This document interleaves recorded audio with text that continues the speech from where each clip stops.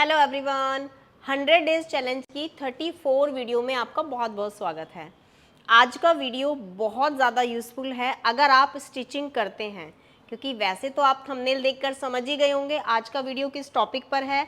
और मैंने पीछे भी काफ़ी सारी पिक्चर्स गूगल से निकाली हैं ताकि मैं समझाने में काफ़ी ज़्यादा ईजी हो जाए मुझे आपको ये बताने में कि शोल्डर गिरने की प्रॉब्लम क्रिएट कहाँ से होती है, ये शुरू कहाँ से होती है और हमें किन किन चीज़ों का ध्यान रखना है।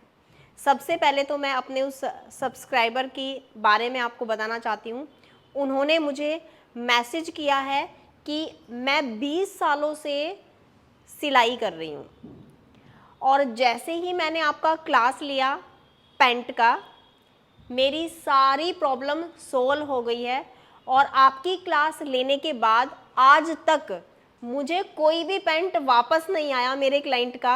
मुझे ये कमेंट पढ़ के बहुत खुशी हुई, तो मुझे लगा कि नेक्स्ट वीडियो में जब भी बनाऊंगी तो मैं अपने उस सब्सक्राइबर का मैसेज ऊपर ज़रूर डाल दूंगी, हाईलाइट करूंगी, ताकि आप सबको भी वो सारी चीज़ें पता चल जाए कि रियल में पैंट की जब भी आप क्लास लेंगे छोटे छोटे पॉइंट्स भी बहुत अच्छे से मैं एक्सप्लेन करूँगी, ताकि आपको भी अगर पैंट में प्रॉब्लम आ रहा है तो एक ही क्लास से आपकी सारी प्रॉब्लम सॉल्व हो जाए।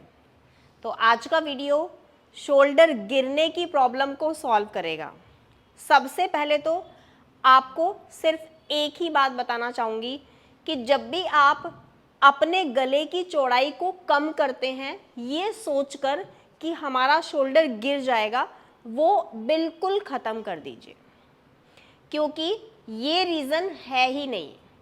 नंबर 2, हम जब भी शोल्डर जॉइंट करते हैं तो हम अपोजिट जॉइंट कर देते हैं।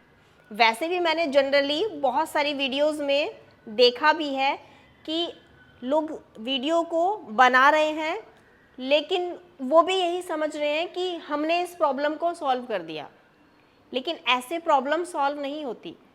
प्रॉब्लम सॉल्व तो तब होती है अगर आप अपोजिट शोल्डर डाउन ना करके प्रॉपर शोल्डर डाउन करें, गले की चौड़ाई को 2.5 इंच ना लेकर 5 इंच पर बनाएं और आपका शोल्डर ना गिरे, तब आप समझना कि आपने ये प्रॉब्लम सॉल्व कर दी है।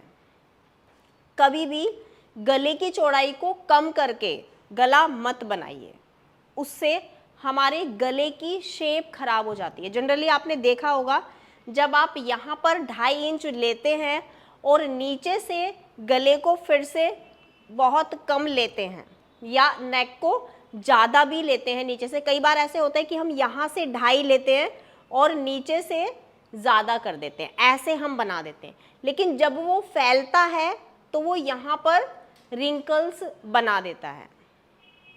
जनरल सी बात है, कोई भी आप इस तरीके से पेपर को ही आप ऐसे फोल्ड करेंगे, ऐसे फोल्ड करेंगे और उसको वापस ऐसे करेंगे, फैला देंगे, तो क्या होगा, यहाँ पर पेपर उठ जाएगा। ऐसे ही हमारा यहाँ पर भी उठ जाता है। अगर हम ये प्रॉब्लम सॉल्व करना चाहते हैं तो एक तरीके से कर सकते हैं, फुल शोल्डर लेकर फुल नेक ब्रॉड बनाकर। वैसे तो हम बॉट नेक बनाते हैं, बॉट नेक हम 4 इंच 4.5 इंच इतना ही लेते हैं ना, लेकिन मैं इतना नहीं लेती।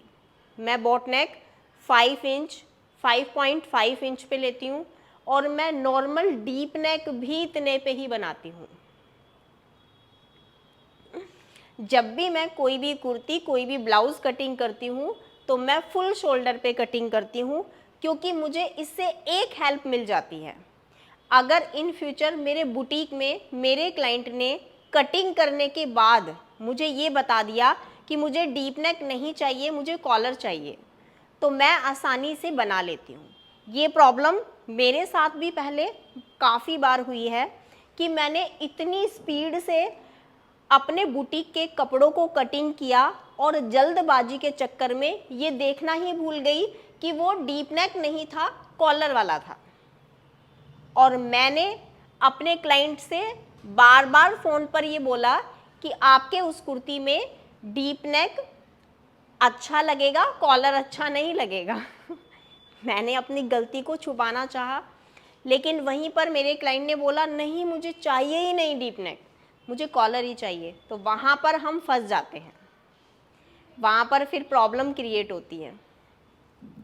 मेरे साथ अब मुझे कोई प्रॉब्लम नहीं है, मैं रफ एंड टफ कटिंग करती हूँ बुटीक में, और कटिंग करने के बाद कुछ भी डिज़ाइन हमारे मर्जी से बन जाए या हमारा क्लाइंट हमें कोई भी डिज़ाइन दे दे, हम उस डिज़ाइन को बना देंगे, क्योंकि हम फुल शोल्डर पर कॉलर भी बनाते हैं, हम फुल शोल्डर पर डीप नेक भी बनाते हैं। अब आप हैरान हो गए होंगे ये कैसे हो सकता है? ये हो सकता है अगर आप मेरी इस वीडियो को देख रहे हैं और आपने मेरा क्लास लिया है, तो आप कमेंट करेंगे कि हाँ ऐसा हो सकता है, क्योंकि आपने ऐसा देखा है, आपने ऐसा किया है। तो जब आप कमेंट करेंगे तो मेरे दूसरे सब्सक्राइबर जिन्होंने मेरा क्लास नहीं लिया, जिन्होंने मेरा कोई क्लास नहीं लिया, वो भी ये जान पाएंगे कि ये बात सच है। पहले मुझे भी ये लग रहा था कि मैं आप लोगों को सिखाऊंगी, आप लोगों को बताऊंगी, पता नहीं आप लोगों को ये सारी चीज़ें सीख कर कैसा एक्सपीरियंस रहेगा। लेकिन मुझे ये जानकर बहुत खुशी हो रही है कि मेरा जो भी क्लास लेता है वो बहुत खुश है, और खुश होने के साथ साथ उसकी अर्निंग भी डबल हो रही है। आज का टॉपिक कुछ और था, मेरे साथ यही होता है जनरली, मैं जब भी टॉपिक स्टार्ट करती हूँ तो आपको कुछ कुछ चीज़ें सिखाने लग जाती हूँ। आज हम शोल्डर ड्रॉप को रोक रहे हैं, शोल्डर गिरने की प्रॉब्लम को सॉल्व कर रहे हैं, तो वहाँ पर पॉइंट टू पॉइंट हम काम करेंगे। नंबर 1 पॉइंट, गले की चौड़ाई कम करके हमारा कोई शोल्डर गिरने की प्रॉब्लम नहीं रुकती।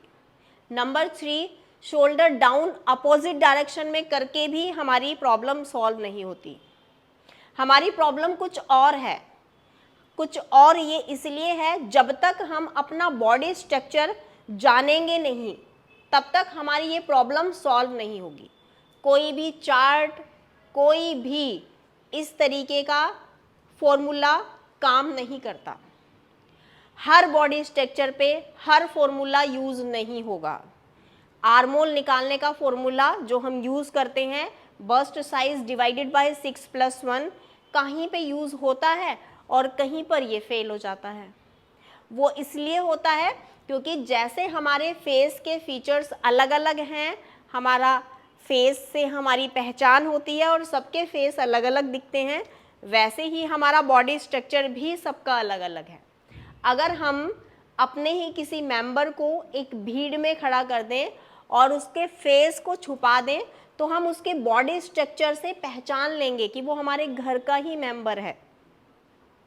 इससे ये पता चलता है कि सबका बॉडी स्ट्रक्चर अलग अलग होता है। जब तक हम इस बॉडी स्ट्रक्चर को पहचानेंगे नहीं, हमारी ये प्रॉब्लम सॉल्व ही नहीं होगी और हम इसी चक्कर में पड़े रहेंगे बरसों। बहुत सारे स्टूडेंट 10 साल 20 साल से स्टिचिंग कर रहे हैं, क्या आज तक ये प्रॉब्लम सॉल्व हुई है? नहीं। लेकिन मैं अगर आपको कुछ टेक्निक्स, कुछ टिप्स बता दूंगी तो आपकी वो प्रॉब्लम जड़ से ख़त्म हो जाएगी। खुद सोचिए, बिना डोरी के गले की चौड़ाई को एक साइड से 5 इंच या दोनों साइड से मिलाकर 10 इंच हम ले रहे हैं और हमारा शोल्डर गिर नहीं रहा है, तो प्रॉब्लम सॉल्व ही हुई ना।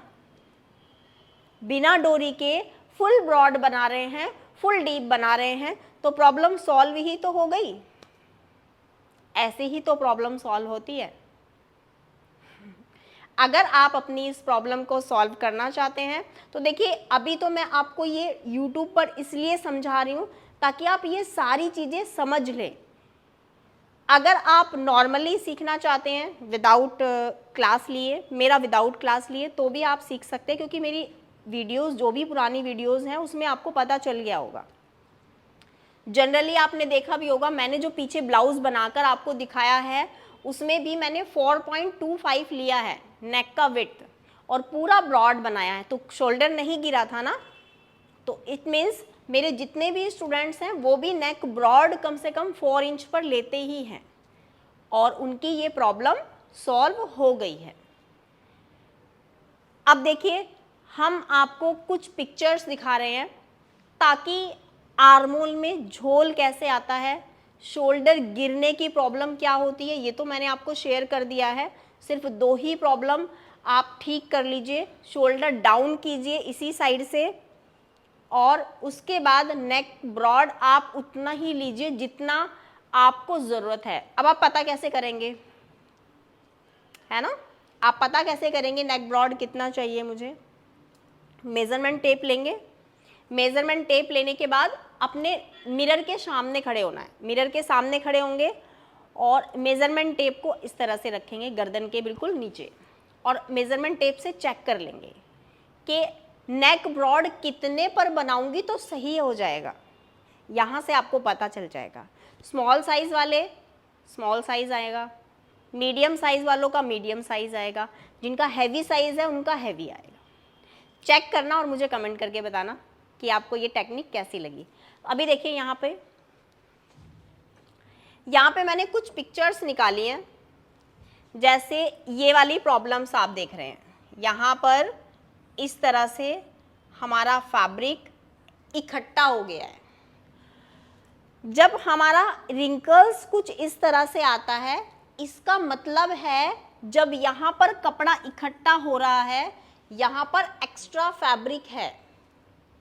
इट मीन्स हमने यहाँ पर काफ़ी घोटाला किया हुआ है। जैसे हमने यहाँ पर स्लीव्स को कटिंग किया है, स्लीव्स में से भी हमने एक्स्ट्रा फैब्रिक नहीं निकाला है, ऐसे ही हमारा यहाँ पर जो आर्मोल है उसमें भी हमारा एक्स्ट्रा फैब्रिक है जो यहाँ पर इस तरीके से इकट्ठा हो गया है। अब यहाँ पर एक चीज़ ध्यान दीजिए, यहाँ पर देख रहे हैं ना बर्स्ट साइज हैवी है। जब बर्स्ट साइज हैवी होता है तो इस तरह से आपको यहाँ पर एक डार्ट डालना पड़ता है। अब आप कहेंगे वो डार्ट कैसे डालते हैं, और किसी क्लाइंट को नहीं चाहिए तो क्या करेंगे? देखिए कई बार ज़रूरत के हिसाब से काम करना पड़ता है। अभी कोई कहे हमें कि मुझे भूख लगी है और मुझे खाना नहीं खाना, मुझे कुछ भी नहीं खाना, तो भूख तो नहीं मिटेगी ना।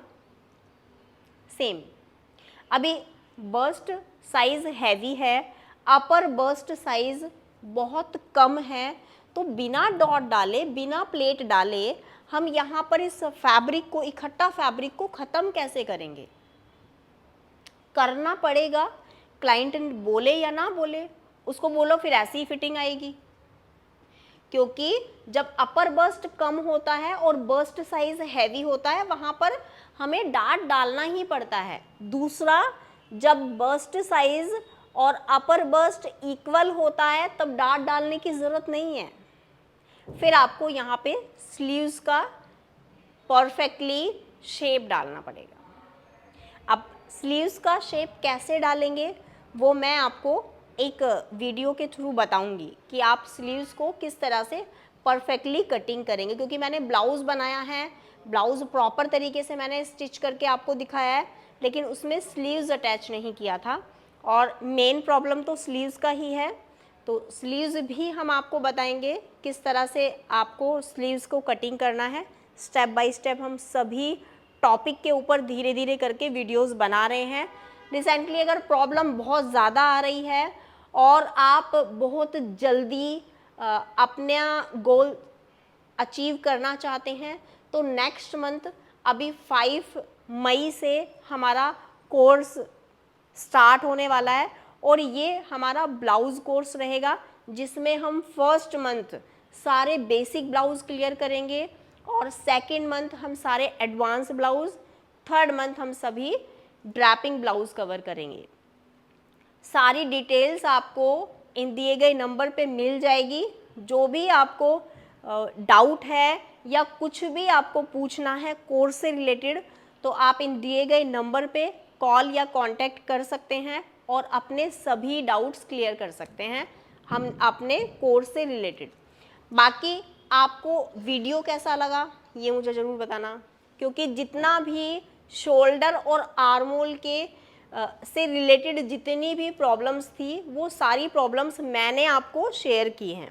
तो हो सकता है कि इन सभी चीज़ों से आपको बहुत कुछ समझ में आया है, बहुत कुछ आपको पता चला है कि क्या क्या चीज़ें होती हैं। जनरली क्या होता है कि हम जो गलतियां अभी तक कर रहे थे, मैं चाहती हूँ कि वो गलतियां आप लोग ना करें, क्योंकि उन्हीं गलतियों से हम, पहली बात तो हमारे साथ ये गलतियां होनी चाहिए, क्योंकि हम गलतियों से ही सीखते हैं। तो आई होप कि आपको ये सारी चीज़ें समझ आ गई हैं। इस वीडियो से आपको काफ़ी कुछ सीखने को मिला। ऐसे ही नई वीडियो नए टॉपिक के साथ मैं आपसे फिर मिलूँगी। तब तक के लिए बाय बाय।